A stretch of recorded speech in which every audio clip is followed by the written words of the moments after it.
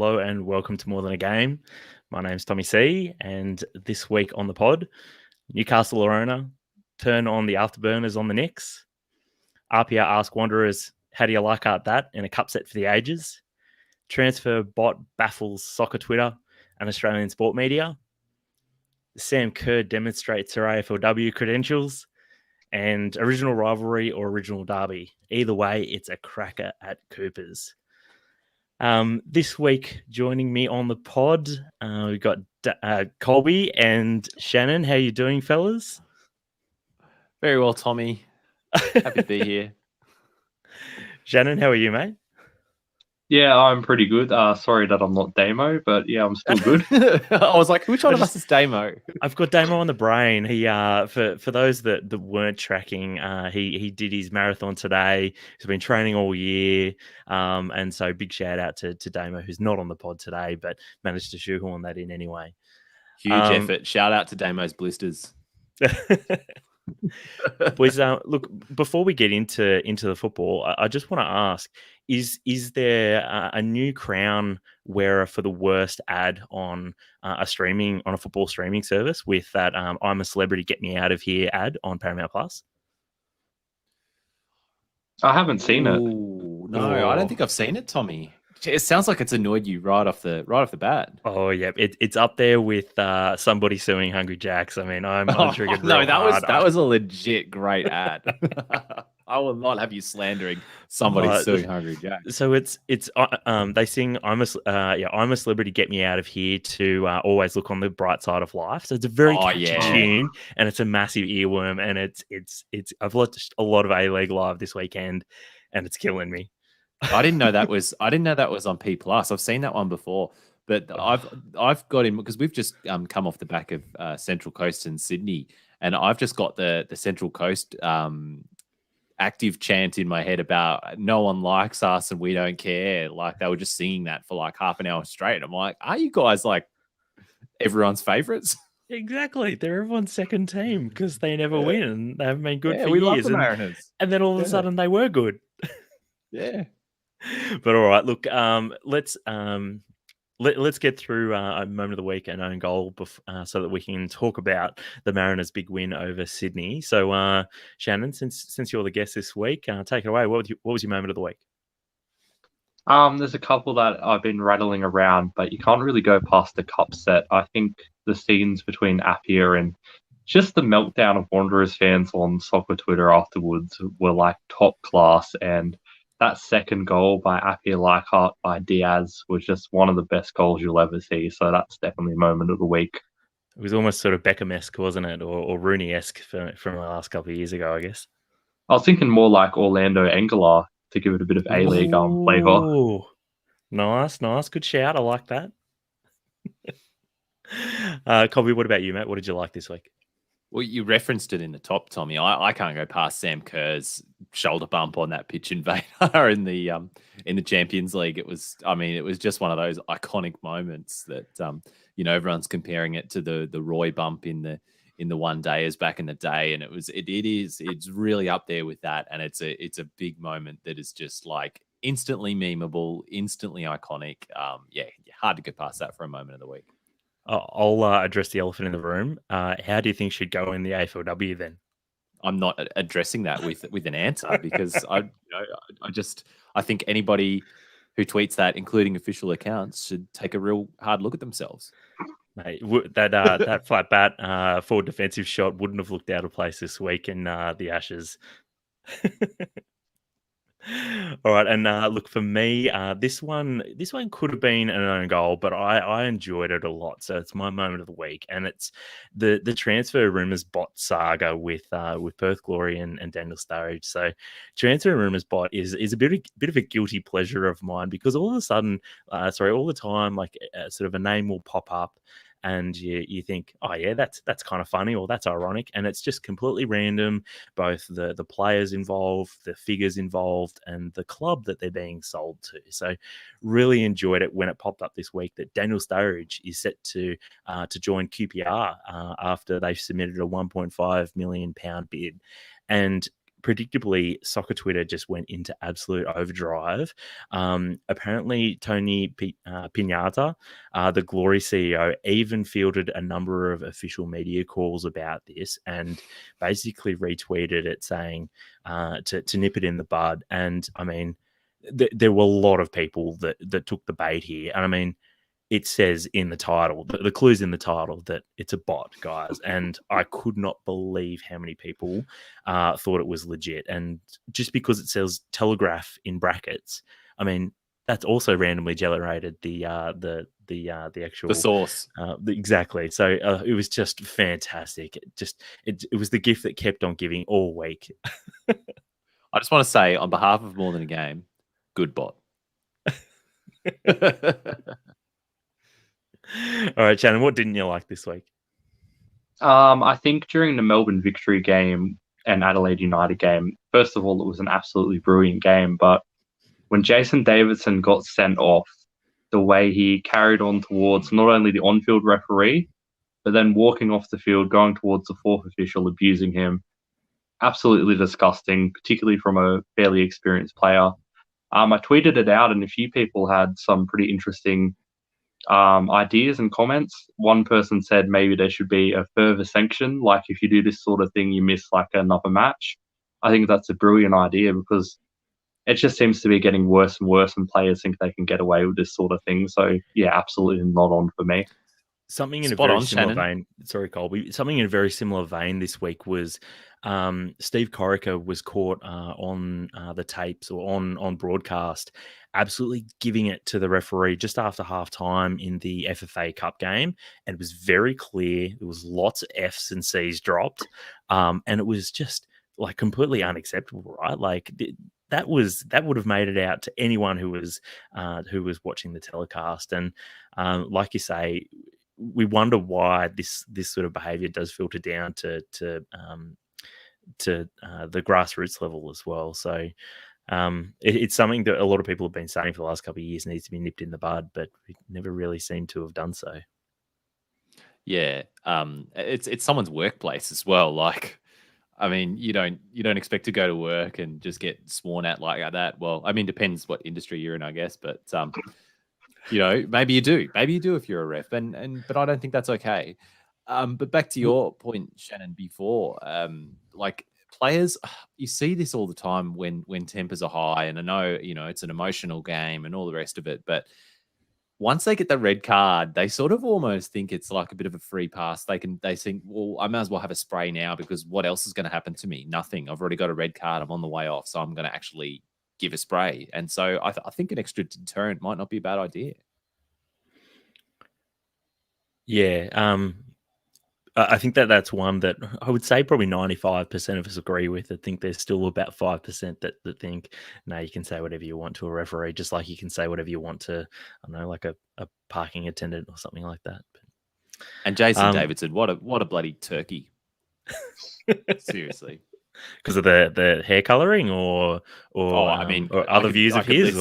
I could list a few things, Tommie, but what an absolute pelican. Like, you just glad he's not at my club. It's a shame. My club have got their own problems, so you don't need more problems like Jason Davidson size problems. Colby, what didn't you like this week? Well, my own goal, Tommie, this week, I'm going to give it to Australia's clubs, the A-League's clubs, because we've lost our spots in the ACL due to our poor rankings, and looks like we're just going to have one spot now. So, I mean, own goal for us because there was so much good that could have come from this, so much other good other than being in the ACL and trying to pump it up like we have been. And it's going to be a blow for those efforts. It's going to be a blow for the exposure of Asian football in the country, but also things like the FFA Cup spots. That was going to be an added little sort of incentive for that cup competition as well. It's just, yeah, not good. And we've done it to ourselves. We've no one to blame but ourselves as a league and football in this country. So yeah, it's an own goal and a shame. Here, mate. I think that's a very good own goal, a good choice as an own goal because, I mean, I don't think there's anyone out there that's sort of punching the air going, yes, we've only got one game or one spot in the ACL anymore. So, yeah, no contention there. I don't really have an own goal this week after pretty much all of the great stuff's already been covered. But I guess the closest I can get to it is maybe Spurs getting Tottenham Hotspur. They've got a pretty much half of their squad, half of their backroom staff all have COVID. They obviously had a game against Brighton that was postponed. They also had a UEFA. It was a Europa Conference League game that was also postponed against Rennes. But I guess the reason why I could make this an own goal is UEFA announced that they wouldn't be rescheduling the Rennes game, so it's basically just a forfeit. Although that's still yet to be confirmed what they're actually going to do, but it looks like it's going to be a Spurs forfeit, 3 points for Rennes. And it begs the question about why haven't they done the same thing in the Premier League? If it was a smaller club, would they have just said, "Yep, all right, sorry, Burnley, suck it up"? It's a 3-0 forfeit. So I guess that's my own goal is that they aren't just saying, okay, well, we have to draw the line somewhere. It's bad luck if your team gets and a big portion of your squad gets COVID, but it's also a reality of them just playing football in the current environment too. Everyone's experiencing the same issues. So yeah. Yeah, tough to police that kind of thing, I think. I know we're sort of playing in a different part of the pandemic now, but and each club have got their own protocols and measures to keep safe. But yeah, as you say, Tommie, it's still like we're still in a pandemic, and for us to be getting football at all is nothing short of a miracle at times. But I was just on this topic. I thought Arteta's comments were a bit of an own goal because he came out after the Spurs postponement and was sort of saying, "Oh, look, we've got to have some clearer rules around COVID postponements and all of this kind of stuff." And I just thought, well, it's a bit ironic given his COVID result was the thing that stopped like the whole league in March 2020. So like, come on, mate. Yeah, isn't that's funny. There was a little blast from the past there, mate. I was sort of thinking, hang on, what's he talking about? But yeah. All right, that's moment of the week and own goal. So we'll crack in now into the A-League. So as Colby already mentioned a couple of minutes ago, we're recording, what was it? I think it's about 5 minutes after full time of Central Coast versus Sydney, and a cracking game, or at least in the first half it was a cracking game, because the Mariners just pretty much ran all over the top of Sydney, who really struggled. Fantastic first half for the Mariners. They led 2-0 at half time with Moraes in the thick of it. First he played in Urena, not Urena, as Danny McBreen called him, who tucked it past Redmayne before he played a long-distance 1-2 with right back Lewis Miller. Unfortunately, Anthony Caceres did get the final touch, or was credited as getting the final touch, so he was given the own goal. But Moraes was really the architect of that whole move. And Shanen, look, I'll give you an opportunity now to say, is Moraes your boy? I wouldn't say he's my boy, but mate, I've given him to you on a silver platter. You've got mate. Big standards, Shanen. I respect that. Certainly, like, you can only have one boy, so you've got to be, picky with it. Not on this pod, mate. You can have as many boys as you want. Ask who? I don't know. Ask around.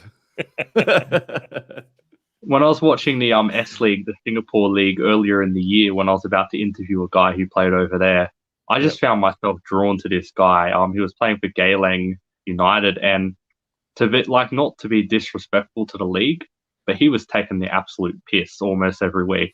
So when he was first linked to the Mariners, I was like, ooh, this could be a bit of an under the radar signing. And he's pretty rusty still, but I feel like once he gets like fully fit, once maybe Matt Simon or someone is coming back in, he could be like something really special in the league. So I'm very excited to see how he unfolds. But this is me. I do have some like bad luck with my takes. So he could do an ACL next week or score like an own goal every week and just make me look like an idiot. But, early stages, it looks like he's going to be a very good player for the Mariners.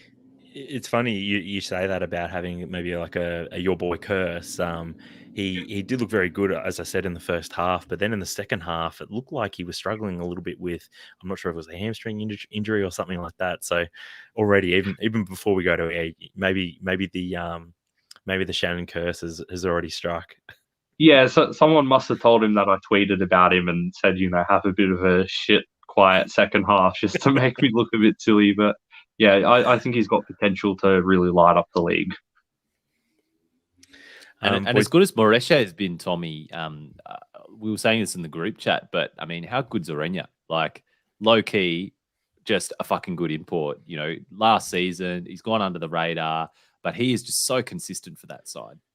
And something that I'd never really noticed was how quick he is. I mean, that he is electric, right? There was one point where I think he was sort of chasing back King, the Sydney left back, and he was just jogging, and then he absolutely turned on the afterburners for about sort of 5 to 10 meters and just zipped straight past him, nicked the ball off of him, and the Mariners were off again on another break. And it was, first of all, it showed like a lot of fantastic athleticism, but also showed a great attitude to say, yeah, all right, like I could just sort of jog around like a bit of a prima donna, but he put in the effort to win the ball back, which helped out his team a lot as well. So I think he's definitely an underrated player, I think, in the A-League, and he's been one of the key reasons why the Mariners have been good for the last 18 months or so.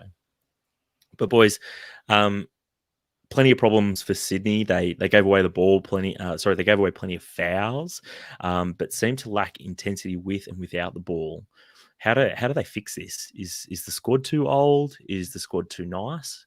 Did the 120 minutes in the FFA Cup sap them of their vital life force? All of the above, Tommie, I think. They're just, I mean, didn't we say this about Sydney in our preview? It was me, so I should remember. But I mean, I feel like I've been saying this for a couple of seasons now. They're having balance issues, right? Like they're getting in all these old, Dad's Army now, yesterday's heroes, and they're still performing very well. But they can only take you so far before their bodies start to break down and all the rest of it. And you see these young, super talented kids just not getting a go and having to go off to other clubs and do well at other clubs. And I don't know. I don't feel that that's a super sustainable model. So far, they've proved me wrong and been very successful. But I mean, looks like, maybe are we starting to see that come undone a little bit? They've been incredibly lucky in the number of hits that they've had, both in sort of the transfer market, but also the young players that they have brought in have all done really well. And so I guess we're also seeing sort of a swing in the terms of luck, how they're going with injuries as well. We've seen already Bratton's out for the season. Barbarouses is out for another couple of weeks. I think Grant, he might have COVID, or was at least a COVID scare as well. And so this Sydney squad is really hammered, and some of those players, so the likes of Burgess, like they're really required to step up. And I saw a few people on social media during the game just say Burgess is not Sydney quality, and there's a reason why maybe that Sydney let him go in the first place. So he looked all right. I think it's a bit of an over exaggeration. It was a Sydney fan that said that, so I thought, okay. And Tommie, Ninko and Adam Lafondra were off early, both on ice as well, both on the wrong side of 30. Like, I don't know. Are these guys breaking down, or were they sort of accepting defeat and sort of moving on to the next game? I know they had the cup game during the week, and recovery is a big part of it. It's funny. If I go back to social media again, there were lots of people slamming the McBulls on Wednesday night. I think it was Wednesday or Tuesday or Wednesday for the way they performed and how boring they were and how conservative they were against Sydney. And I mean, well, the Mariners have got them to thank for that, because they took them all the way in 120 minutes, and you saw that it's hard to back that up just a few days later. So maybe the Mariners are going to, maybe they need to shout the McBulls a few cases of beer or something to say thanks for tiring them out earlier on in the week. A couple of McFlurries. Tommie, My question to you, though, is have we gone too early on this pod with the banter era label? We gave it to Victory somewhat ironically last week, but is this banter era Sydney? That's sort of the word on social media at the moment. Well, they haven't won a game yet, and based off of today's performance, they don't. I'm not sure when the next time they're going to win a game is going to be. I'll see if I can bring up their fixtures now. But they got Wellington next week. That's at home. Then they've got another midweek game against the Raw next week as well, which is not great timing for them.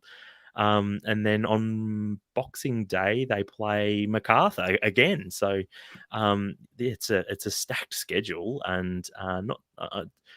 They talk about like there's sometimes being good times to have lots of games one after another, and this is really a time where I think they'd want to just get into training and consolidate some of the things that they're doing, because something's not quite right and something's not quite working for them at the moment. What do you think, Shannon?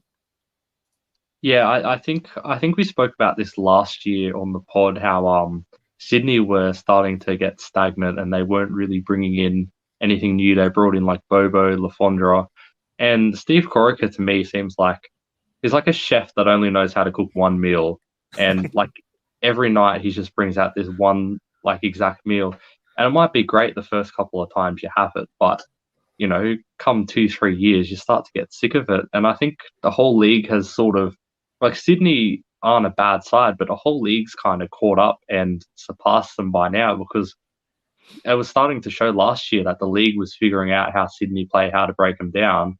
And Sydney's still playing the same football with the same core squad, the same ideas. And to be honest, it didn't look like Sydney could have played 2 or 3 games in a row today, and they probably wouldn't have scored against Mariners. They didn't look like they had a clue. He's been serving up Palmers for like 5 years, and he just needs to be serving a few Palmies.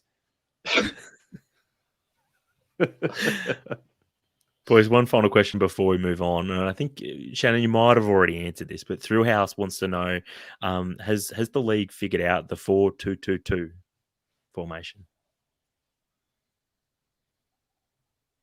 Is that for me to answer, or does Colby want to go, since I already kind of said it? Was this question, Tommie, in relation to because who was playing the 4? I thought Wellington Phoenix were playing the 4-2-2-2. They were, and we've seen how well their season is going so far. It's a tough one to get right. I feel like it's one of those formations that's a bit in vogue in world football in certain circles. Not everywhere. It's not as pervasive as some of the other ones, but it seems like it's a tough one to get right, and it's a one that you often see played out of necessity, because obviously it's super narrow, and you might play it if you don't have out and out wingers or something like that, out of necessity, then more so than as some big tactical play. Yeah, it's one of those. It also tends to be a real sort of dogmatic formation as well. It's all about sort of high pressing, and I mean that's what Rangnick is all about as well. So it also requires some very specific skill sets in certain positions. I mean, your deep lying midfielders, they're very important, but also your fullbacks are very important. And I'm not sure if King is extremely well suited for that. I'm not sure if he's got the engine to get quite up and down as much as maybe Zuko had. But also, I mean, Van der Sar is no Ryan Grant either. So plenty, I guess, to see if maybe we've seen the end of 4-2-2-2 at Sydney, and maybe we're going to see an evolution under Corica. But yeah, interesting times ahead. On to Saturday night's games, though. The main event on Channel 10 was saw the A-League at its best. Passion on and off the field, high-quality football, goals, and even a red card as Adelaide hosted Melbourne Victory. Was this your favourite game of the round, Shannon? Yeah, I think so. My girlfriend actually asked me during the match. She said, "Why do we watch this team so much?" It was Adelaide. Because for some reason, we just always seem to watch a lot of Adelaide games. And I think the reason is because Adelaide always seem to put up a banger of a game lately. Even if it looks like a game where they're completely out of it, they just won't lay down and die. They just keep pushing forward. Like you can never write this Adelaide team off. And I don't think we've had a game this season that hasn't been absolutely entertaining. And this one against Victory was no different.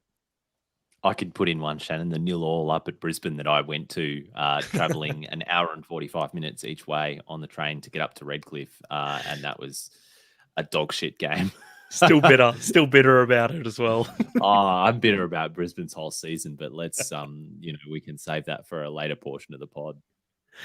We shall. But look, you, excuse me. I think you pick up on something really interesting about Adelaide, and they've been like this all of last season as well. Where under Calvert, they're quite a young side, and they play quite attacking football. Sometimes that means that they score goals and they're sort of fun to watch, but other times it can mean that they're a little bit naive and they give up goals that they probably shouldn't. And they're almost like the Bournemouth of the A-League in that they score goals and they're kind of fun to watch, but they're not actually very successful. So I think last year they kind of rode into the finals just based off of the fact that the rest of the league maybe wasn't that great and was also quite young. Whereas this year we've seen that the league is a little bit older, a little bit wiser, and I'm not sure if Adelaide are going to be able to sneak through and sneak through some results like they maybe did last season. So not sure if you agree with that take, but Victory probably should have killed off this game after Rojas had 2 1-on-1s. One was saved and one went wide. It was pretty good performance by the Victory front three, would you say?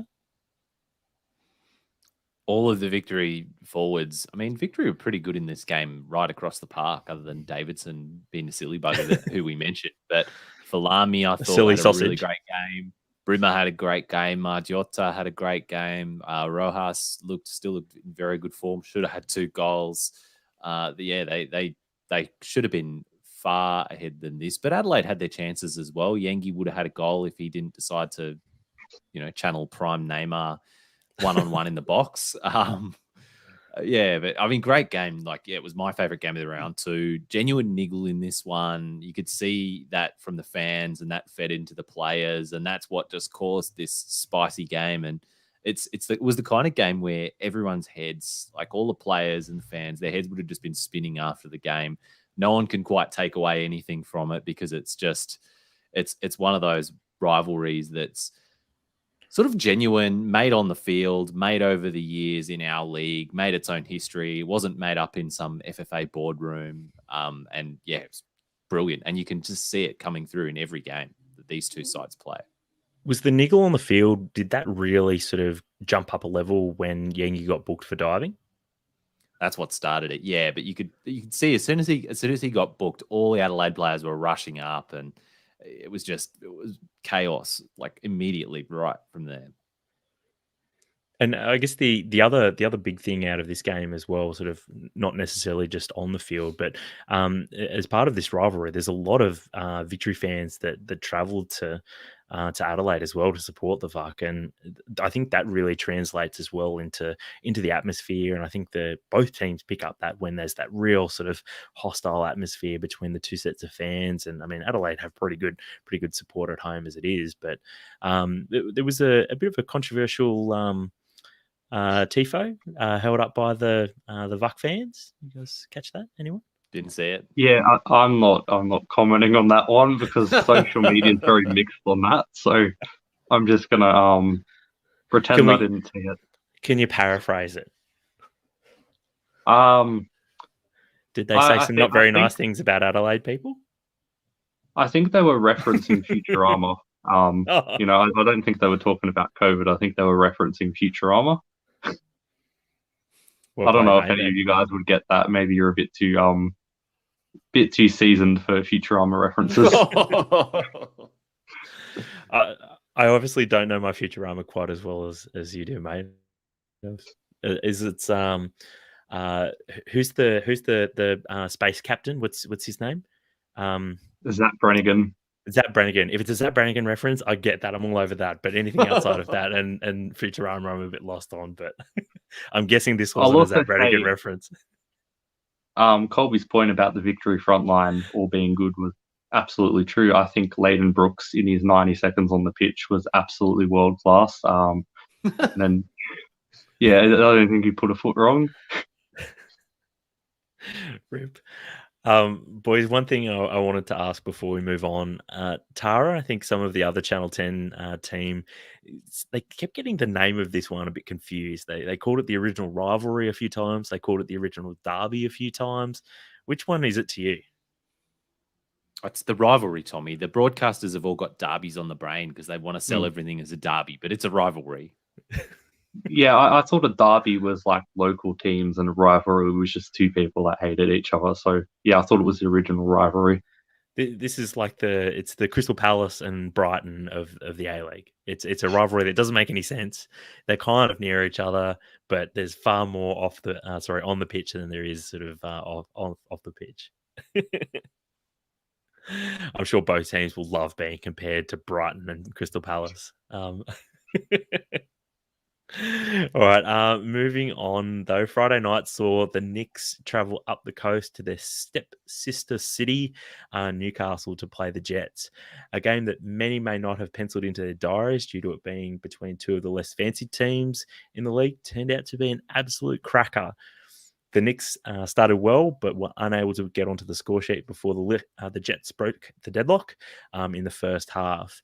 The Jets then turned on the afterburners in the second half with a further 3 unanswered goals. Boys, the Jets were very good in this, and I want to throw it out there to you. Newcastle-Lona, Jets-Alona, or Papa's Ball? Which do you prefer? Papa's Ball, 100%. Oh, come on, Colby. You got to get around Newcastle-Alona. I do like Newcastle-Lona, but I love me some Papa's Ball. Although every time I see it, I pronounce it as Papa's Ball, just because I just like the sound of that. But I mean, you have to go with Papa's Ball because it was such a complete performance from them, and like just incredible what he's done with this side so quickly, got them up and running, and like it's all these players that he's recruited as well. So yeah, I mean, we've got to call it Papa's Ball for that. It's almost like he just had like this massive short list of players that he just had on speed dial just in case he ever sort of got the call up. And like you say, like it's really blown me away how quickly this Jets team have just clicked. Like he just went to his football manager watch list and just was like, "Yep, right, I've got this." Exactly. Look, I'll give you your opportunity now to throw out who you've liked. Damo was saying last year that Tino Ewell was the form player in the league at the moment, but are there any other Jets players that might be giving him a run for their money at the moment? Yeah, you know what? I think Becca Mikkel-Tadze has really surprised me with how good he's been. Because like his CV, I know it's A-League, you can't judge CVs, but it looked a bit average. And Jordan O'Doherty, who's like really been under the radar, I think he's been pretty solid. But Dylan Murnane, top class.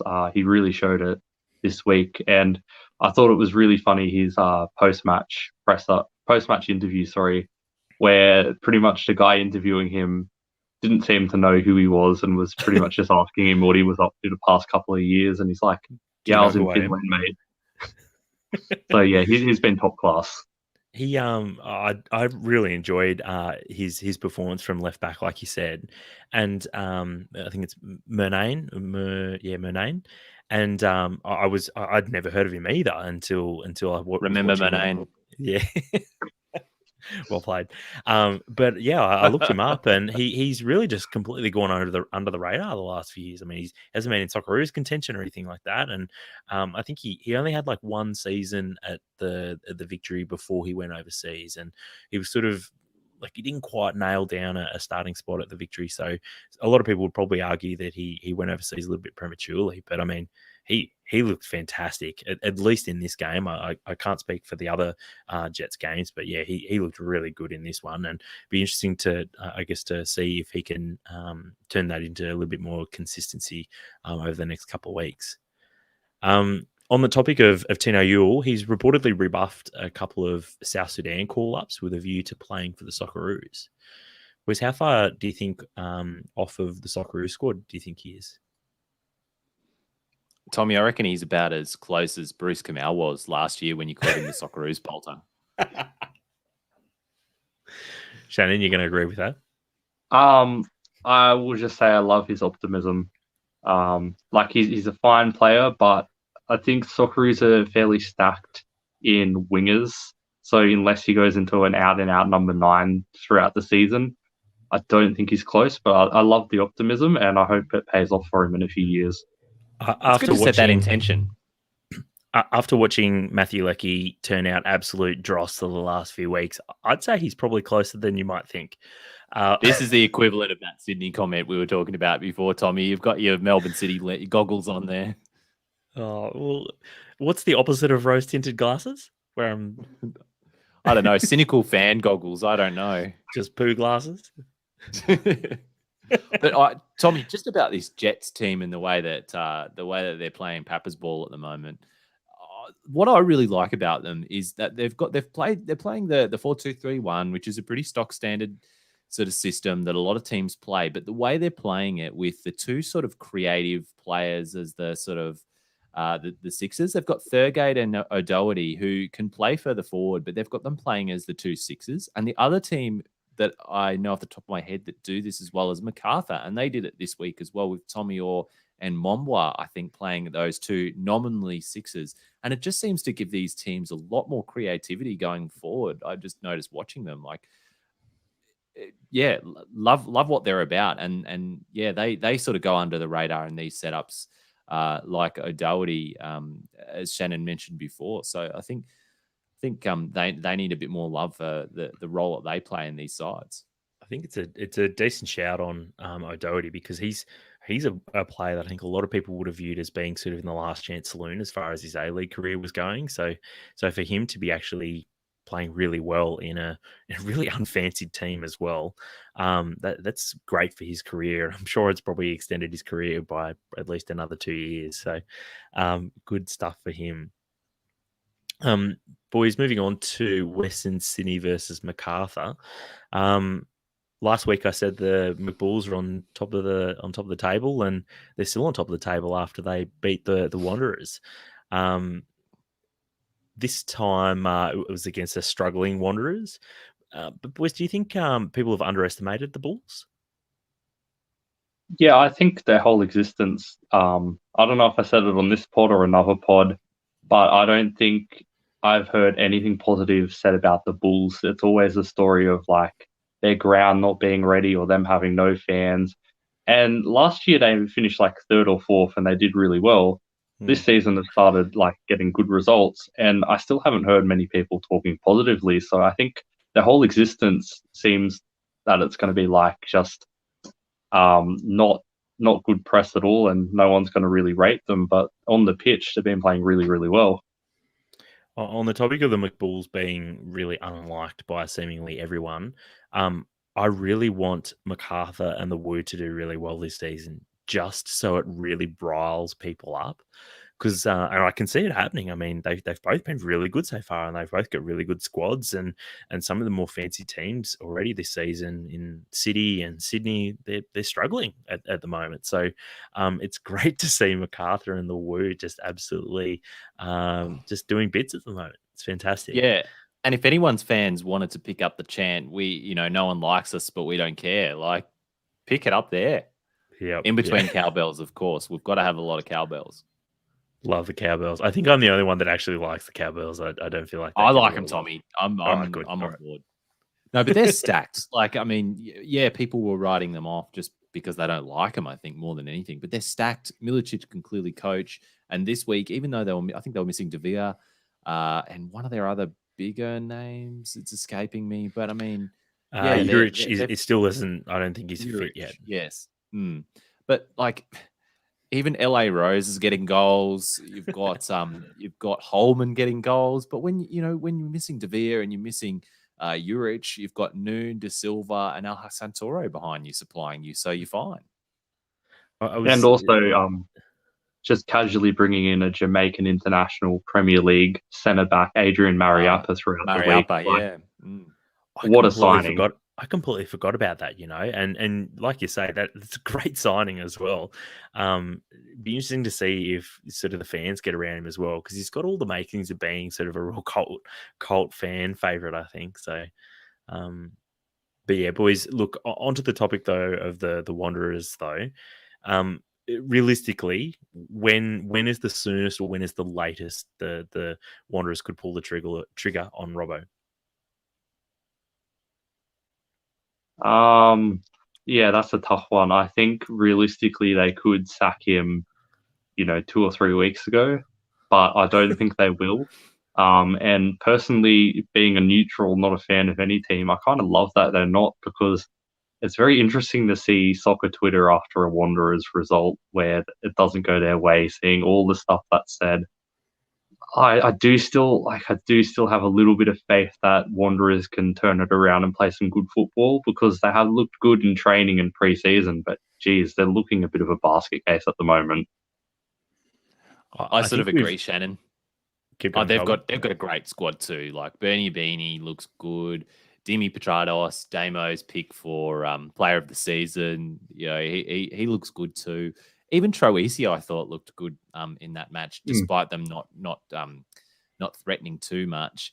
And then they've got Antonis and Ugarkovic in the midfield. Like, it's a very decent squad. And Carl Robinson showed that he's a decent manager in this league as well. I don't know why it's not clicking for them at the moment, but I think it will. But on the other hand, they did get booed off the pitch. They were done by a semi-pro team this week, and they've won 1 out of their first 4 A-League games. So there's going to be big pressure considering the investment that club's put in the past couple of years, not least of which to get Robinson and to get all the players that he wanted, but also off the field with the stadium, the academy. So, there's big pressure. And Robertson said himself in the presser after that game that, like, football's a results-driven business. And if then the results aren't coming, I know it's not the Premier League and they're not faced with relegation, but it's a big club and there are big expectations. I feel like there's some parallels between even Manchester United earlier on this season, where Solskjaer was just a dead man walking, really. Like, everyone's like, well, it's unsustainable, these performances, and the manager staying there. And I feel like that's where Robertson is right now. It's not a case of if, it's a case of, okay, like, after which bad performance are you going to sack him? Because things aren't getting better. All of the pieces of the puzzle are there. You just need to put them all together. Like, the hard part has already been done for him, and it's basically up to him to sort out the finer details and put it all together. But it just looks untenable, I guess, at the moment. So the Wanderers did release a new jacket this week, which is great for Wanderers fans, great for the Wanderers shop. So look, I think this has already been said on the pod maybe once before, about comparing the Wanderers to Arsenal and how they're a fashion label, with a football problem. And this week was just to a T that whole problem with look, it's great jacket, but guys, come on, like, just win a football match, come on. Hey, they got more wins than Sydney, so they can hold on to that. Yes, they can.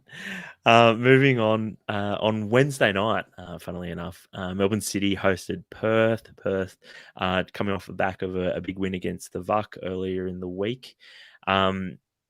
This time, things weren't quite as easy for Perth, though, at the same stadium that they beat the VUC at.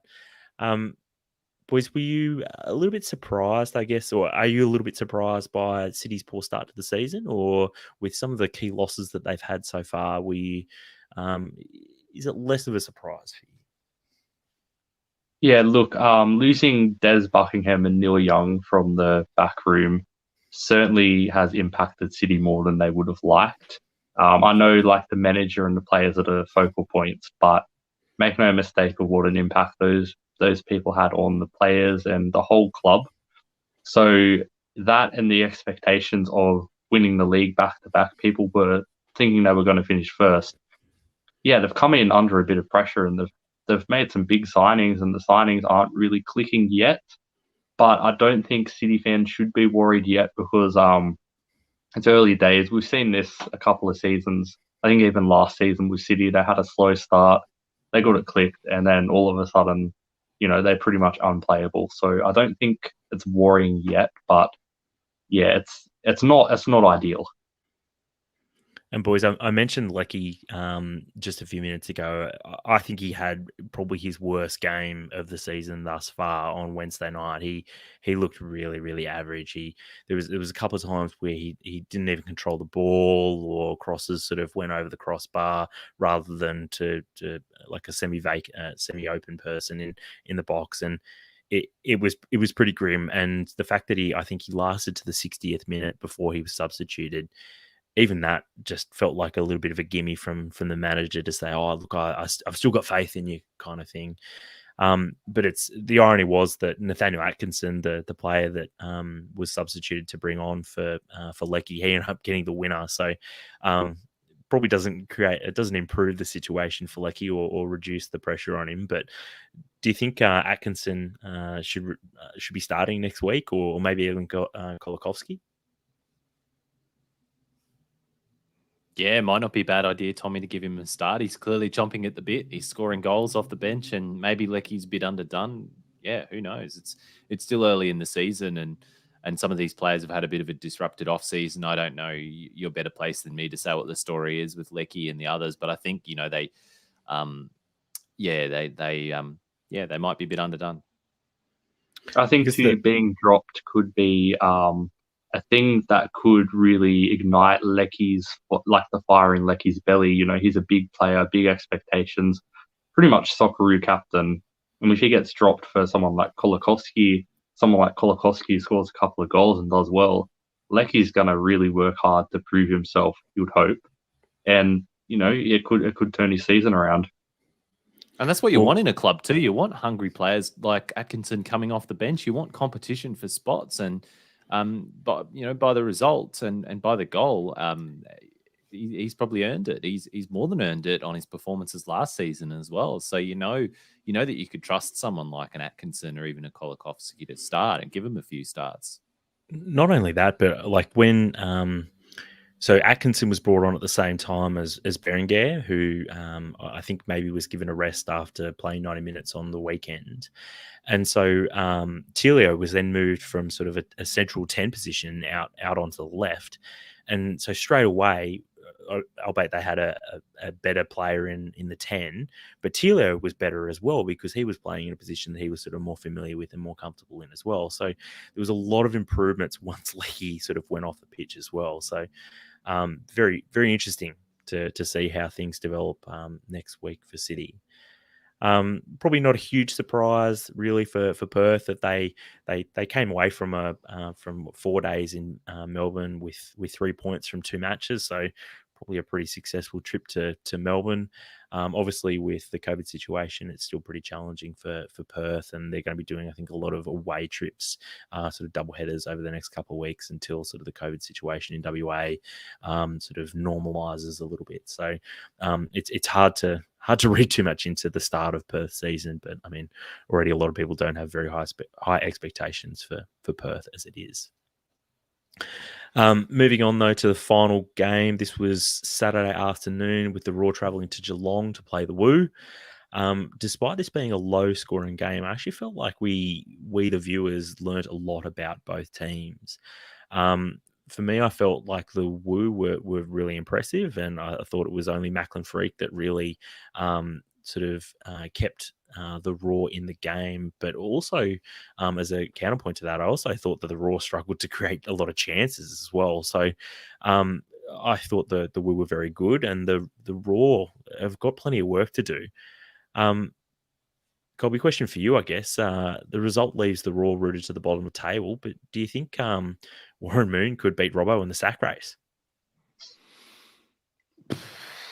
Here's another one that I don't think will necessarily get sacked. He'll probably stick around because who else are the club going to appoint? But the problem at the Raw is just no ambition from the owners. It's the polar opposite to what's happening at Western Sydney. Their owners are ambitious and they're investing and they're, getting the managers and getting the players that they need. And I'm convinced that this whole owning the Raw is just a tax write-off for the Backries at this point. They're just it's a money laundering operation, writing off bad debts, and it's just clearly just don't give a shit about the club. Like, I mean, Warren Moon is a good manager. He's got a lot of experience at NPL level, and he's proven himself that he can get a good tune out of a lot of young players. But at the moment, it's just not clicking. There's no creativity up the front. I don't think anything's really clicked into gear in this team yet. There are good flourishes there, but we'll have to wait and see. But I think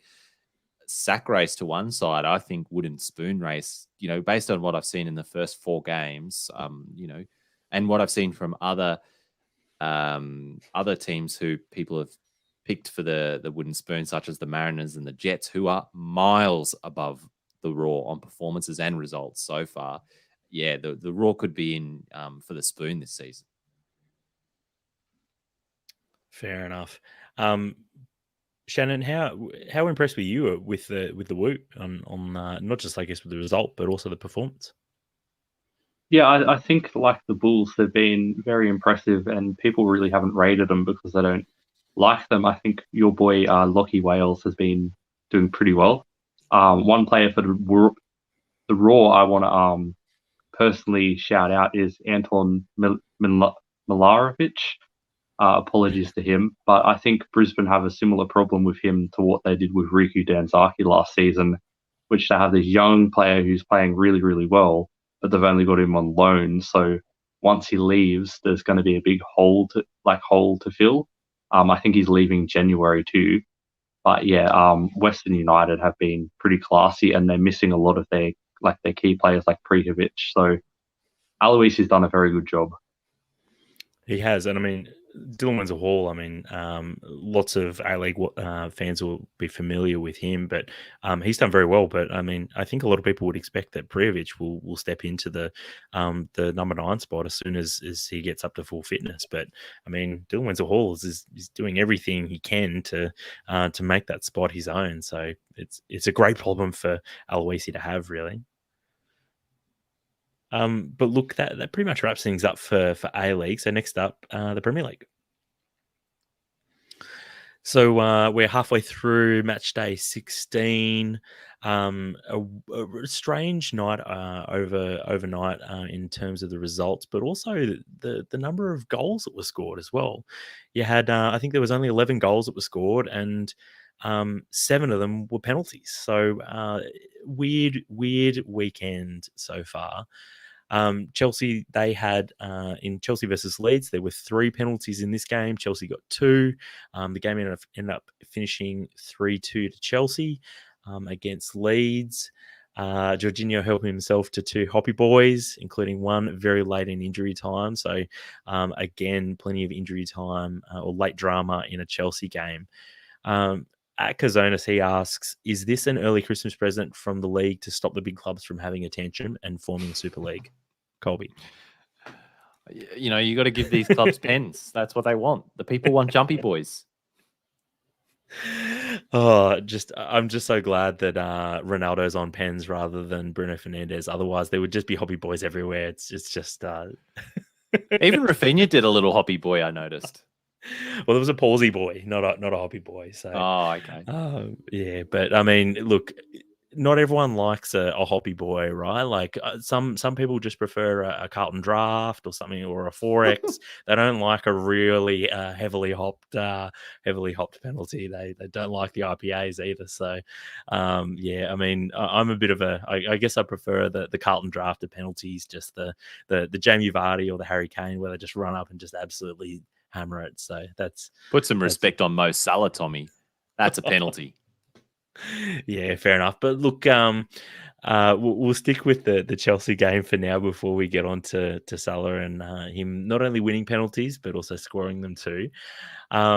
Chelsea have shipped 8 goals in their last 3 games in all competitions, the same as their previous 18 games, which is wild stat. But what do you think is the cause of Chelsea's sort of defensive just mind explosion at the moment? They seem to be unable to keep them out. I think that's just it, Tommy. It's just a bit of a mind explosion. It's to keep goals out at that level, with all of these quality teams in the Premier League going at you, that's got to take concentration and supreme amounts of it over 90 minutes, week in, week out, to sort of grind them out. And yeah, it doesn't take much, as we've seen, a few lapses of concentration, and you can let some in. And the other stat to sort of go into that, Tommy, you said, 8 in the last 3. But they've let the lead slip 5 times in their past 3 games. So it's like they're going up, but then they're not holding on after that. So great stat. That's another one to sort of watch for Chelsea. It's sort of like that's another sort of mindset one, I guess. Like 100%. Yeah, it's a great pickup that because like I mean, anyone who's ever played any sort of sport, you get this sinking feeling sometimes when an opposition scores, or you can feel a goal coming, and then when it comes, you go, oh, they got one. And sometimes, like when you're holding on to a lead, like they say a 2-0 lead is the worst scoreline to have in football, because once the opposition get one, it's very often they build up a head of steam and they're able to get a second, and sometimes that's very easy to turn into a third as well. And not quite what we've seen in the last couple of games for Chelsea, but I guess some of the sheen has come off of that the Chelsea defense, and now people believe that there's real belief now that teams can score against Chelsea, whereas before they maybe didn't believe that they could. So I guess it goes both ways too, right? Yeah. Oh, I mean, at the end of the day, yeah, teams have learned that they can get at Chelsea. They're maybe not the 1-0 grinding out behemoth that we thought they might be this season, but they did get the win, and they are still only 2 points off Man City and a point behind Liverpool. So don't know if they should be panicking just yet. I guess the next step is, are they going to turn into now just a Newcastle team of like the late 90s, where they were just like, oh, well, if every opposition is going to score 3 goals, well, we're going to score 4, and Lukaku's now just going to score 30 goals this season, or something bizarre like that. It'd be very interesting to see like how Tuchel pivots from here, and for this Chelsea side. Not sure that's going to happen, but nah. Moving on to Liverpool against Aston Villa. Salah helped himself to a penalty to give Liverpool the win. Here, the game also saw the return of Steven Gerrard, which seemed to overshadow the whole game here and turned into a bit of a circus. Do you think this whole Steven Gerrard and Liverpool thing is just a bit absurd? You called this game Liverpool Aston Villa, but I think you meant to refer to it as Gerrard's homecoming. The Liverpool manager of destiny. Oh, and people are talking about it like there's some sort of preordained what's the word I'm after? Like there's something already in place that Steven Gerrard is going to take over. Lineage. He's like the heir to the throne. Yeah, exactly. It's just bizarre. And I mean, look, football media, Tommy, they just love a ready-made narrative, like something easy, and they're like, "Yep, all right, this is what we're going for. This is the story of the game." It's been bizarre just watching this play out. And I think Klopp has done his best to try not to sort of buy into this, but by flat batting it on occasions, I think he's also sort of that, like, they've still managed to find a way to feed off of it. And it's just like they then find a way to make a headline out of it. And it just, again, I find myself just throwing my arms in the air, sort of a bit Salah-esque, trying to win a penalty. Just a little bit confused as to how they managed to do this. But look, enough about Steven Gerrard, and maybe we'll return back to my point about Salah. I think Salah, I think it was a couple of years ago, maybe about almost 2 years ago. I remember someone was talking about how they look at certain players, or even just broadly players in the Premier League or at the highest level, about how they react when they're trying to maybe sort of exaggerate contact or something like that. And they said that when Salah's hands go above his head, that is a very clear sign that it's a bit of a tell for him that might be that he's trying to exaggerate the contact. And this was another one of those. This was one of those for me because I thought it was a bit of a soft penalty. I've got to say. I'm not sure what you thought though. I think Mings rugby tackled him. What are you talking about? I mean, that does sound like things. I mean, that does sound like something he would do. But look, there is no doubt, though, once he did win the penalty, though, that, Salah has a very good conversion rate. And there was no doubt about that this one was ending up back in the back of the net once he did get the ball on the spot. So you could not have hit that better. Yeah, there's no doubting his ability to take pens. That's something that's just very special to Salah. Not even the supreme mind games of Emi Martinez could put him off.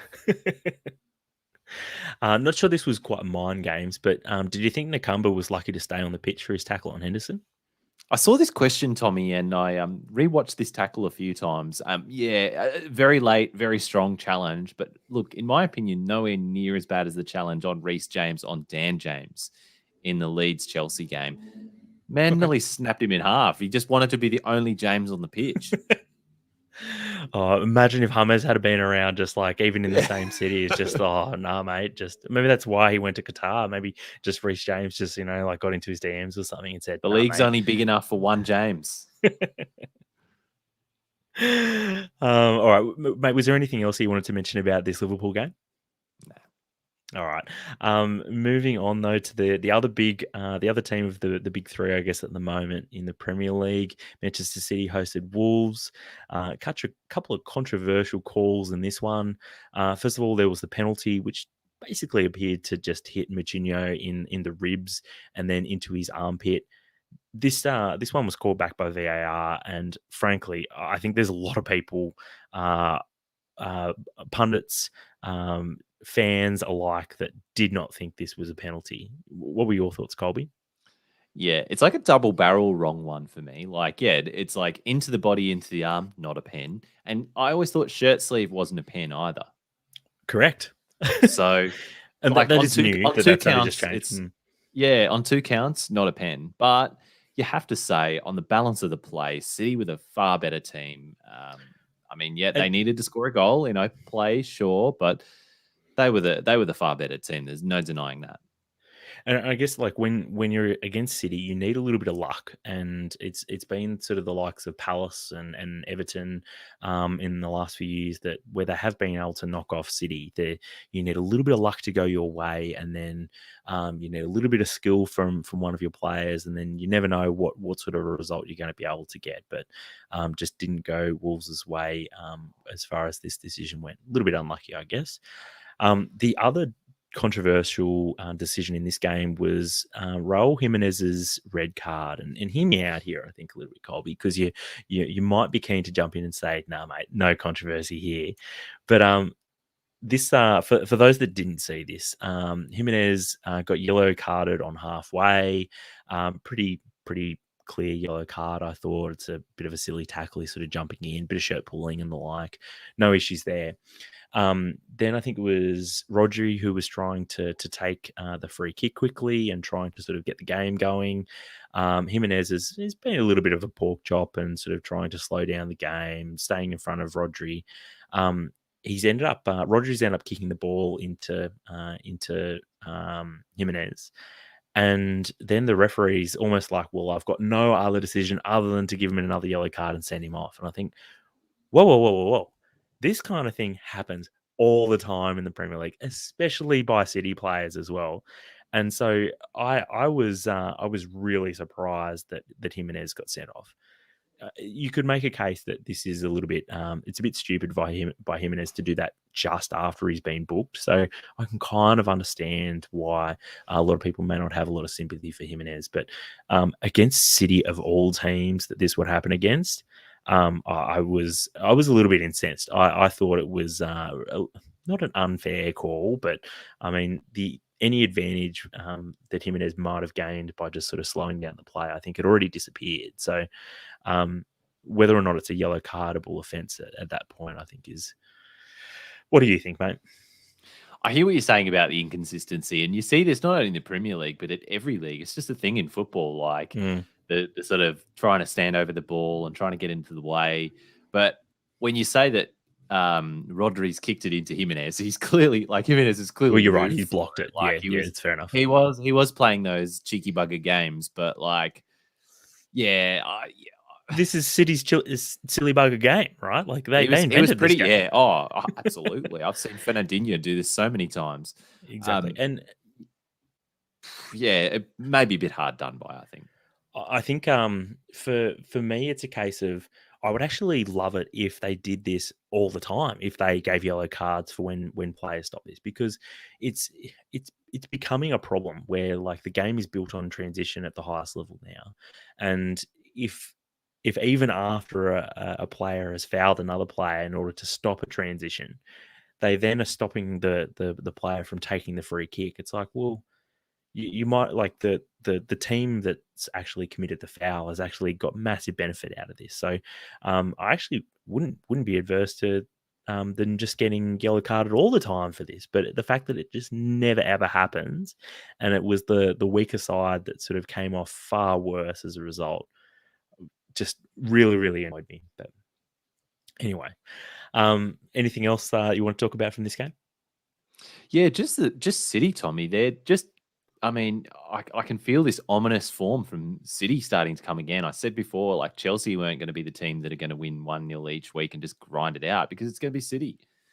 Like they're doing the same thing that they did last season. Oh, they just like I read a stat that they've won 32 out of 40 games in the calendar year, which is like a new record as well. They're just absolute juggernauts. Like they look like they're getting back into that groove where no one's going to stop them. And this is all without a recognised number 9, and well, maybe you could argue that they do have a recognised number 9, but he plays out on the right. So, in Jesus, yeah, it's very ominous signs for the rest of the Premier League, particularly, I guess, for yourself as a Liverpool fan, and I guess for anyone who follows Chelsea as well, given that it looks like the wheels have come off a little bit there. On Saturday morning, Australian time, Friday night in the UK, we saw Brentford hosting Watford. This game, probably again, a little bit like the Newcastle Wellington game in the A-League.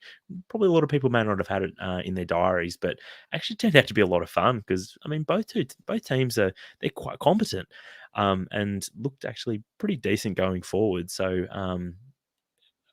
both teams ended up scoring, and it looked like it was headed towards a 1-1 draw. But then Watford basically gave away a penalty. I'm not sure if you saw this penalty, Colby, but did it have shades of maybe a 2006 penalty at the World Cup for you? Tommie, watching this penalty gave me PTSD. Honestly, it was almost like it was very similar, and the player in the yellow shirt giving it away. I don't know. I'm rattled. I'm rattled after watching that again. It was a real shame, and I did laugh. I posted that on the Mulliner Game Twitter account, and someone replied back to say, "Yeah, but at least this one actually was a penalty." And I mean, I had to think about it for a second. I thought, well, okay, that one definitely was a penalty in the Watford Brentford game. So okay, it was a bit closer. The one in the Watford Brentford game was a bit closer. Like I feel like the attacker was only like a step away from the sliding challenge, whereas like Grosso was like what? He was like 4, 5, 6, 7 paces away and just saw Lucas Neal's slow-mo challenge and then just goes for it, just sees it and premeditates and just takes the contact and gets over. So there were slight differences. Yeah, but look, a big win for Brentford, important 3 points for them. So that's very helpful for them.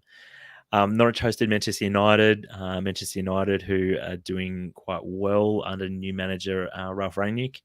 Again, another good result for him, but unfortunately in this one, look, Owen Hargreaves in the coverage was pretty scathing of Manchester United. They basically said they were, well, to quote, he said they were bang average, and so shows that there's plenty of improvement yet for Ralph Rangnick's side, and maybe sort of that initial sort of new manager bounce has maybe worn off, and the fact that all these players have done all this extra running that they maybe aren't used to doing under Ole, they're just exhausted. So we'll see how Manchester United respond in the next couple of games. They do have a very, very easy fixture run over the Christmas New Year period, so they'll be relieved, I guess, that they do have that good fixture list to continue to work on their shape and how things will change under Ralph Rangnick. Arsenal hosted Southampton in probably basically a pretty straightforward result for Arsenal at the Emirates. It could have been at least another 2 more as Arsenal hit the post as well twice. So very straightforward result for Arsenal here, I thought. Curiously, Aubameyang was left out of the squad after breaking team rules before this game. He was given permission to travel overseas, and I'm glad Sal is online following along, because I'm sure Sal will be blowing up about this. I'm pretty sure he's a big Aubameyang fan, but Aubameyang was given permission to travel overseas for a personal matter. But then, Colby, I'm not sure if you caught this, but he was spotted overseas getting a tattoo, which I don't think that counts as a personal matter. And normally that's probably fine. I mean, like you attend to your personal matter, and while you're there, you also get a tattoo. But look, mate, I want to know what tattoo do you think Aubameyang would have been getting? Would it say like former Arsenal captain or something, or? I don't know. I don't know what goes through that man's head, honestly. Like, and he's got history with this, doesn't he? It's one of those ones. It's like, this is your club captain, guys, and that just says it all right there. Like, it's sort of like your club's in such a state that you've given, like, yeah, maybe one of the most talented players the club captaincy just on his sort of talent alone, because clearly the leadership's not there. If you and that's how seriously you're taking it. It might seem like a trivial thing, but I don't know. He's got form for this, and just don't think it's a good look. I think the incident you're referring to was the Nangs in preseason, wasn't it? When he was out with a bunch of junior players. Him and Guendouzi on the Nangs. Loves it. Oh, wild! But look, that was the last of the games to be played overnight. Still 4 games to be played this match day. Brighton versus Spurs has already been postponed, so we'll see what happens with that when that's actually rescheduled. Burnley play West Ham tonight. Battle of the Claret and Blues there. Curiously, Nathan Ake during the week has been linked with a loan move to West Ham in January, with Ogbonna out for the season and Zuma out for sort of 2 to 3 months. So curious to know if you think that's a good move for both parties, for Ake and for West Ham. Another week, another centre back linked with West Ham, Tommie. Last week, I think it was Tarkowski. Now it's Ake. Oh, it's all happening. We've also got Leicester hosting Newcastle. Newcastle just coming off the back of their big win over Burnley. Leicester obviously having a pretty difficult season. Do you think Newcastle could actually do another team now that they've finally broken their duck for the season? They're gonna have to. I mean, it's looking like we're talking about the title race a lot on the pod so far, but we're not really talking about what's shaping up to be a very tight race at the bottom too, with all 3 teams in the relegation zone on 10 points. Watford only just above them on 13, and then you got Southampton, Leeds, and Palace all on 16 points. So it's pretty tight down there. It is indeed.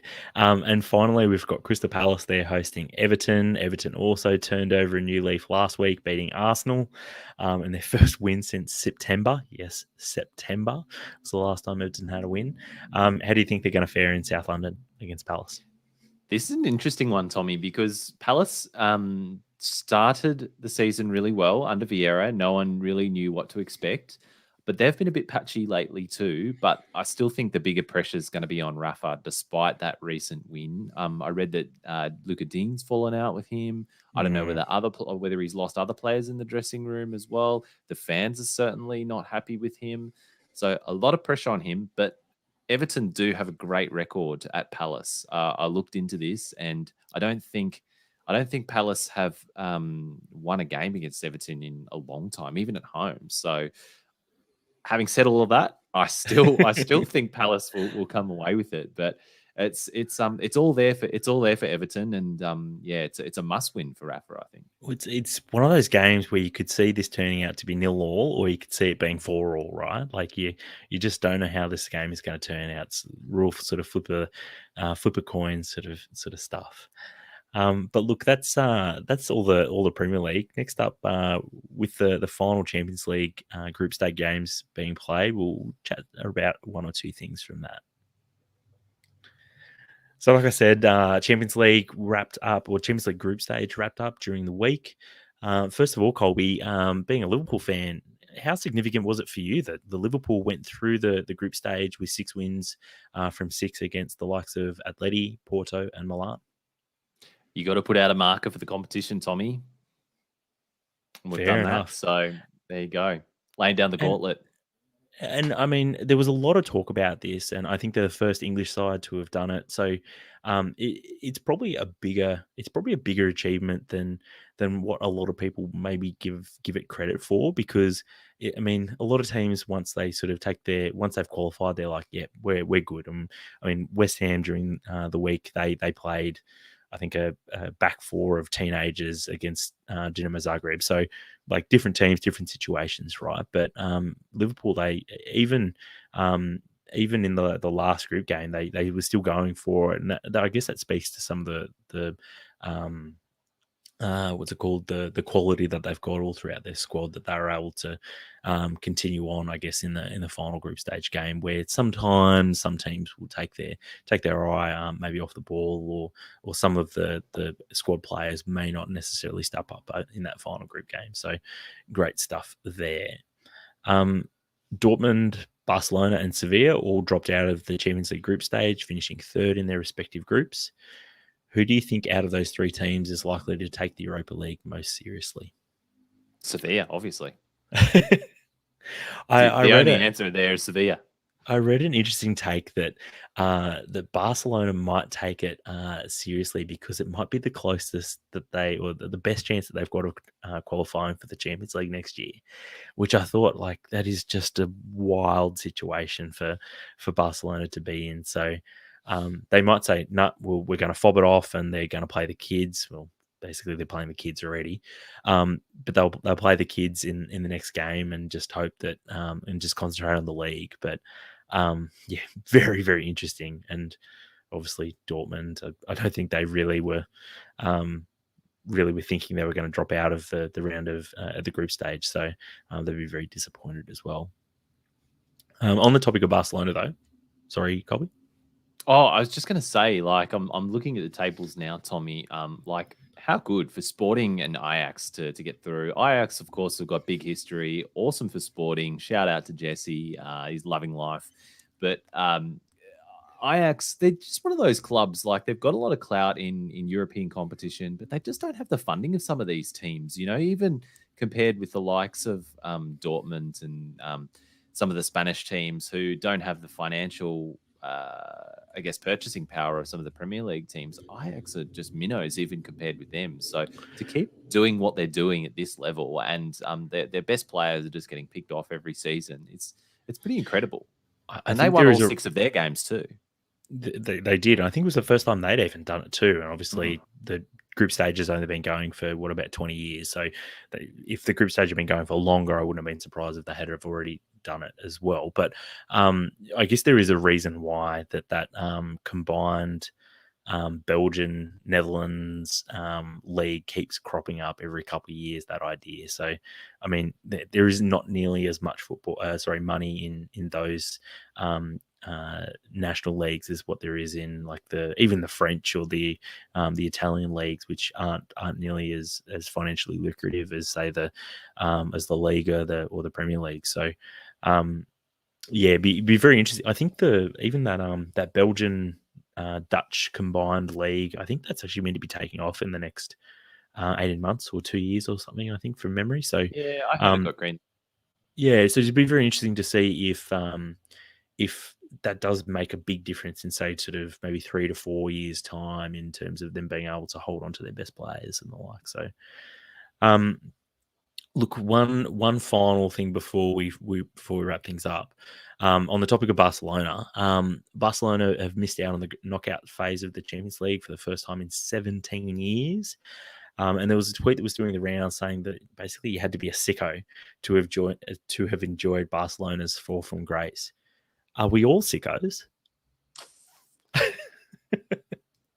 I wouldn't say I'm enjoying it, but Come they're one of those. on. They're one of those sides that, despite their success,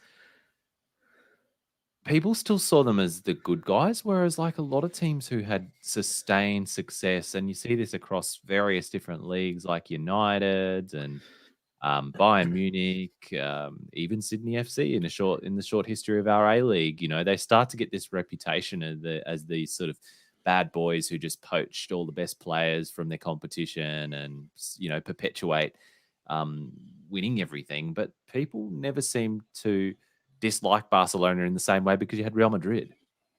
True, and I mean they also had that thing on the stadium that said "Més que un club," so like more than just a club. So, I mean that's all you need maybe as well. When you've got more than something in your name, I mean, who can not like you? And on that note, mate, I think we'll wrap things up for this week. But it's been a blast. We've had obviously Shanen on the pod as well. He's dropped off. Not real keen to talk about Barcelona. Maybe he doesn't like Barcelona. So yeah, the listeners probably wouldn't know that he actually did drop out. He hasn't fallen asleep. He's left us at the A-League segment. So. But look, another great pod. Thanks for joining us, and be sure to tune in again next week. See ya. Woo.